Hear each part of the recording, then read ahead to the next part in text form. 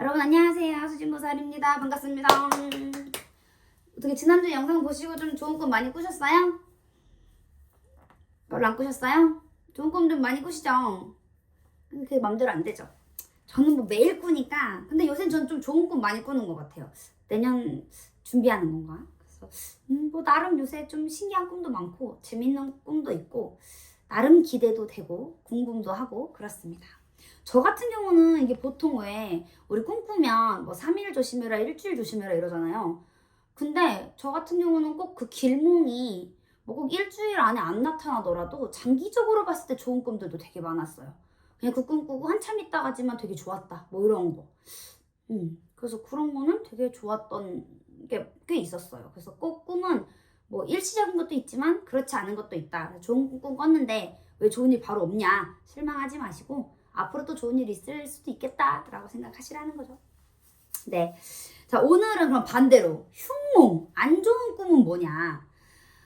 대표적인 게 이빨 빠지는 꿈이죠. 뭐 이가 썩었다든지 이빨이 빠졌다든지 이러면 뭐 윗니가 빠지면 윗사람이 안 좋고 아랫니가 빠지면 아랫사람이 안 좋다. 그런 거랑 뭐 지난주와 반대로 꿈에 뱀이 나왔는데 실뱀, 작은 뱀 이런 뱀들이 뭐 쫓아다녔다, 물었다 뭐 이런 것도 당연히 안 좋은 꿈이고, 그리고 아까 그때 얘기했듯이 뭐 물이 얼어있다 뭐 이런 것도 재물이 멈췄다, 계곡에 물이 다 말랐다, 뭐 재물이 끊겼다 뭐 이렇게 볼 수도 있고, 그리고 이제 불이 났는데 뭐 불길은 안 보이고 연기만 자욱하다 이런 건 다 안 좋은 꿈이죠. 그럼 이제 이런 거 말고 또 뭐가 있냐? 여러분들 꿈에 왜 번호가 보이면, 번호 1, 2, 3, 4 아라비아 숫자 이게 보이면 여러분들은 로또를 사야 된다고 생각하시잖아요. 근데 꿈에서 딱 무슨 뭐 날짜를 정해주는 게 아니라 그냥 번호가 보이면 예를 들어 누가 뭐 로또 번호라고 줬다든지 아니면 뭐가 있을까, 뭐 전화번호라든지 뭐 이런 게 보이면 관제랑 연관이 있을 수도 있어요. 네, 저희 할머니는 그렇게 해석하시더라고요. 그러면 그닥 좋은 게 아니다. 그리고 뭐 예를 들어서 귀금속을 꿈에서 뭐 받았는데 뭐 금, 팔찌, 반지 뭐 이런 거면 상관이 없는데 은으로 된 뭘 받았다. 근데 이게 좋은 사람도 있지만 대부분은 이 은팔찌는 뭐겠어요? 이런 거잖아요. 그래서 그런 것도 사실 꾸면 별로 좋지 않다. 뭐 이렇게 보시는 분들도 있어요. 그리고 눈 오는 거. 꿈에 눈은 근심이에요. 근데 눈이 왔는데 다 녹았다든지 바짝바짝바짝 빛이 났다든지 하면 상관없는데 꿈에 눈이 엄청 온다든지 막 눈이 막 쌓여가지고 다닐 수가 없다든지 그럼 이거는 다 근심이에요. 근심. 그래서 눈도 사실은 조심하는 게 좋고, 조심이 아니라 좀 안 좋은 걸로 알고 계시는 게 좋고, 이제 뭐 살짝 길이 얼었다 그럼 그것도 별로 좋은 건 아니죠. 움직일 수가 없으니까. 그리고 이제 꿈에 왜 지저분한 거 있잖아요. 지난주로 예를 들면 뭐 화장실 얘기? 근데 너무 배가 아파서 화장실을 갔어요. 근데 막 화장실 벽에 막 이렇게 묻어있고 막 문대놓고 막 이러면 막 묻혀놓고 막 널브러 휴지 막 다 사방에 풀려져 있고 누가 볼일 봤는데 물도 안 내렸고 이런 거는 좋은 꿈이 아니에요. 아무리 똥이 벽면에 붙어 있었어도. 제가 지금도 그 기억이 나요. 제가 그런 꿈을 꿨었거든요. 여자분이 점을 보러 왔어요. 근데 꿈에 이 화장실, 공중 화장실 벽에 전부 다 막 이렇게 발라놓은 거예요. 똥을. 근데 이걸 발라놨는데 이게 다 말라 비틀어졌어요. 여기서 붙어가지고. 얼마나 더럽던지 꿈에. 그러면서 나왔는데 어떤 아저씨가 나와서 나한테 막 뭐라고 하는 거예요. 그래서 꿈에서 깨가지고 아이씨 꿈 진짜 이상한 꿈 꿨네. 이제 아침에 기분이 별로 안 좋았어요. 근데 그날 첫 손님이 남자를 잘못 만나서 돈을 다 날린 분이었어요. 이런 식으로 해석이 되는 거예요. 대충 감이 오세요? 그래서 그렇게 말라 비틀어져 있는 변 이런 것도 좋은 꿈이 아니에요. 그냥 정말 온전하게 내가 속 시원히 딱 변을 봤다 이런 거, 아니면 뭐 봤는데 정말 뭐 이렇게 푸짐하게 있었다 막 이런 게 아니면 똥꿈이라고 해서 100% 좋다고 볼 수는 없어요. 그리고 또 하나, 불 꺼진 거, 어두운 거. 꿈에서 이건 흉몽이에요.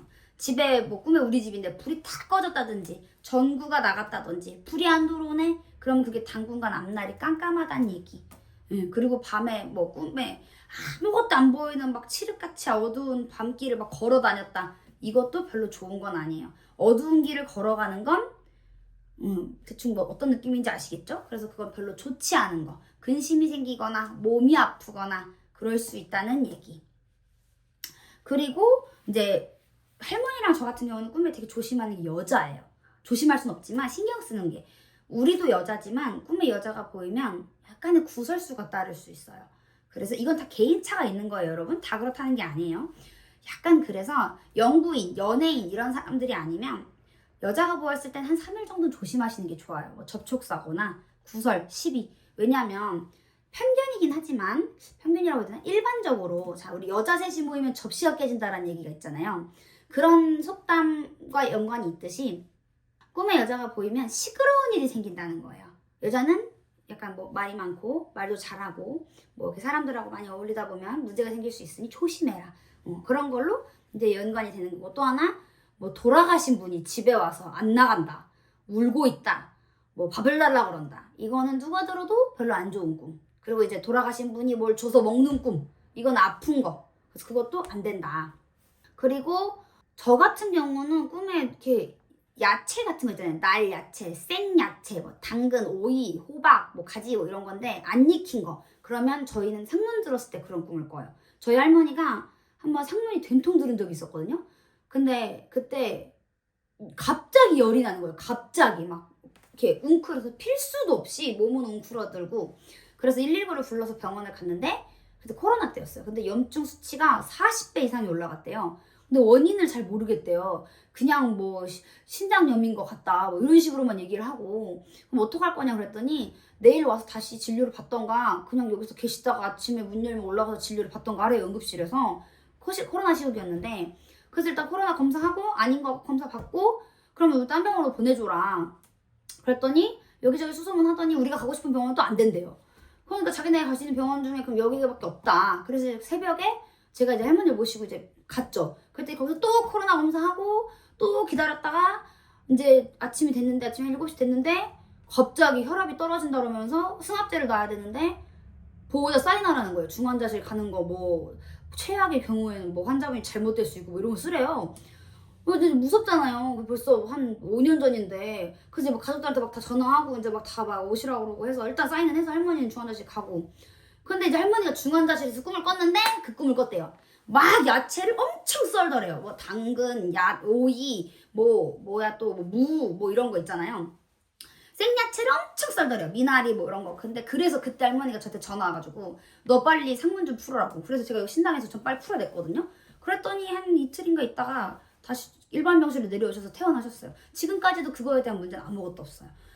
상문, 삼재는 무당도 당하는 거예요. 그래서 우리도 빨리빨리 무슨 조치를 취해야 돼요. 네. 어떻게 보면 신당이 더 신성한 곳이기 때문에 더 조심해야 되기도 해요. 그렇기 때문에 여러분들 혹시 예약해놓고 상문 들면 여기가 아니라 다른 데도 웬만하면 3주는 지나고 좋은 건 49대 지나고 가라라는 거죠. 직계 가족이실 경우. 네, 그래서 그런 것들 있고, 그리고 이제 고양이가 핥히는 꿈이나 고양이가 나온 꿈은 별로 좋은 꿈이 아니에요. 고양이는 우리가 봤을 때 호랑이과잖아요. 그러면 거의 약간 영물이라고 보거든요. 영물은 그냥 짐승이 아니라 약간 뭐 웃긴 얘기도 신기가 있는 짐승이다. 그냥이 아니다. 근데 이제 그런 고양이가 나와서 나를 괴롭혔거나 뭐 나를 핥혔거나 이러면 그것도 구설수가 될 수 있어요.